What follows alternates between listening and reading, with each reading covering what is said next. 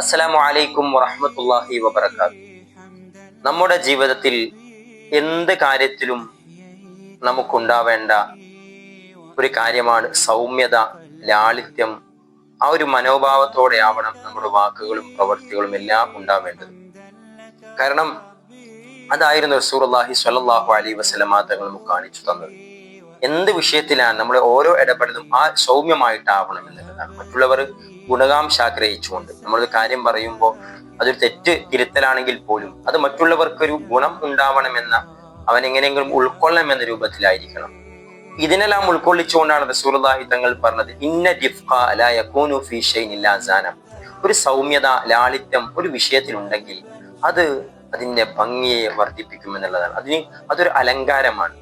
എന്നാൽ ഉടനെ റസൂലുള്ളാഹി തങ്ങൾ പറയുന്ന ഏതൊരു വിഷയത്തിലാണെങ്കിലും അതിൽ നിന്ന് സൗമ്യത ഊരപ്പെട്ട് കഴിഞ്ഞാൽ, അതൊരു ലാളിത്യമല്ലാത്ത രൂപത്തിലാണെങ്കിൽ അത് വെറുപ്പായിരിക്കും. അതൊരു മോശമാകുന്ന രൂപത്തിൽ ഒരു ഭംഗി ഉണ്ടാവുകയില്ല.